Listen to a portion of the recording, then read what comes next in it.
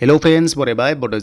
official YouTube channel आसा खालामो गासैबो नोंथांमोना मोजाङै दंजोबो and बयनिसिमबो हैप्पी लक्ष्मी फुजा दा नोंथांमोननि फरायनायफोरनि राङारि अनसुंथाइ फैलायबाय स्कलारशिप दा बेनि डेट ओंखारबाय बेनो जाबाय आसाम स्टेटनि हायर एडुकेशन लेभेलनि नोंथांमोननि मेरिट बेसिसआव दा फाइनाली नोंथांमोना अनलाइन एप्लाइ खालामनो हासिगोन डेट फैबाय आरो बे डेटआ माब्लानिफ्राय आरो बेसेबां फरायनाय पार्सेन्ट नांगौ जों डिटेल्सखौ नायगोन गोबाव खालामा A to Z आरो जाय नोंथांमोना Bodo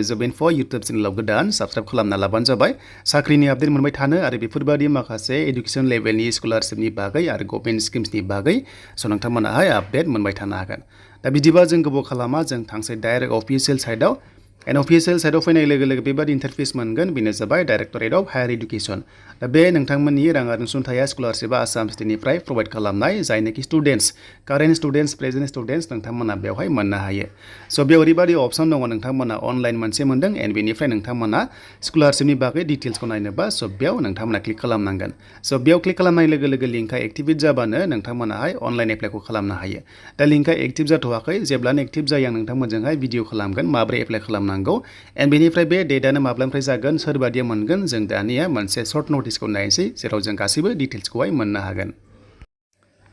दा बे जाबाय जोंहा मोनसे अफिशियेल नटिफिकेशन सर्ट नटिस आरो बेयावनो बुंदों माखासे डिटेल्सखौहाय दा बेनि लिंकआ दङ डिसक्रिप्शनाव स' बेनिफ्राय क्राइटेरियाखौ नोंथांमोना बुजिनांगोन सोरबादिया मोननो हायो स' बेनो जाबाय जायनाखि स्टुडेन्ट्स HS पास जाबाय दाखालिसो फाइनाल पास जाबाय अके HS पास जाबाय बेनिफ्राय दायो स' डिग्री फरायगासिनो दं एबा सेमिस्टार फरायगासिनो दङ नाथाय नोंथांमोना बे पार्सेन्टआ जानांगोन 60% अके HS लेभेलाव दाखालि पास जानानै 60% मोननाय जानांगोन बेनिफ्राय दायो सेमिस्टार 1आव फरायगासिनो दङ अब्ला बेयाव नोंथांमोनाहाय एलिजिबल जागोन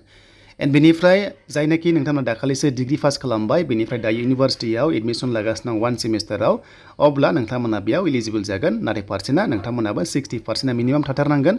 एन्ड जायफ्रा नोंथांमोना मेरिट बेसिसआव सिलेक्ट जायो अब्लानो नोंथांमोनाहाय मोनगोन बेयाव नोंथांमोननि राङारि अनसुंथाइखौ नाथाय सेसना ओरैबायदि जानांगोन 2023-24 आव नोंथांमोनाहाय एडमिसन लानाय जानांगोन एबा पास खालामनाय जानांगोन अब्लासो बेयाव नोंथांमोनाहाय मोननो हागोन बिनि सिगाङाव मोननाय नङा स' नोंथांमोना जायनाखि बेजों गोरोबदों अब्लासो नोंथांमोनाहाय मोननो हागोन ओके स' बे जाबाय DHE नि नोंथांमोननि स्कलारशिप एबा डाइरेक्टरेट अफ हायर एडुकेशन आसामनिफ्राय होनाय नोंथांमोननि स्कलारशिप नोंथांमोना डाइरेक्ट बेंकआव मोनगोन बेखायनो एकाउन्टआ एक्टिभ थानाय जानांगोन स्टेट बेंकनिबा साबसिन जायो बेनिफ्राय bank account IFC mobile number गासैबो एक्टिभ थानायखौ बानजाबाय मेल आइडिफोरखौ जाहाथे नोंथांमोना डिटेल्सखौ मोननो हायो आरो जायफ्रा UG कर्सआव एबा आन्डार ग्रेजुवेट होनना बुंदों UG माने बेनिफ्राय PG माने पोस्ट ग्रेजुवेट नोंथांमोना मिथिखागौ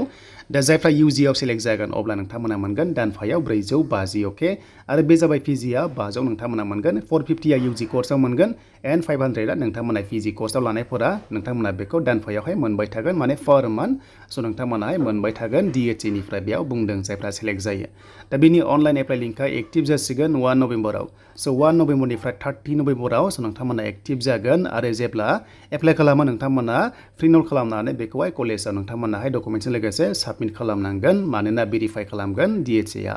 दा DHE नो बिथांमोना कलेज लेभेल आरोबाव हैबावनांगोन लास्टआव गुवाहाटीयाव होमबासो बिथांमोनखौहाय भेरिफाइ खालामगोन 7 डिसेम्बरनि सिगां स' बिथांमोना साबमिट खालामनांगोन बेखायनो नोंथांमोनाबो थाबैनो कलेज लेभेलाव नोंथांमोना हैबानो जाबाय नोंथांमोना प्रिन्ट आउट खालामनानै स' जेब्ला हैगोन नोंथांमोननिखौहाय कलेज लेभेलाव भेरिफिकेसन खालामनानै फिन खनसेबा गुवाहाटीयाव लांनांगोन आरो बेनो जाबाय काहिलिपारा गुवाहाटीयाव लांनांगोन बिथांमोना कलेज लेभेलखौ मिथिलांनांगोन एन्ड बेनिफ्राय 7 डिसेम्बरनि सिगां बिथांमोना लांनांगोन माखासे डकुमेन्ट्सजों लोगोसे लांफानांगोन बेयाव होनाय दङ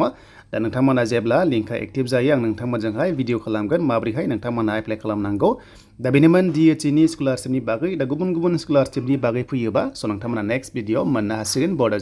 YouTube चेनेलाव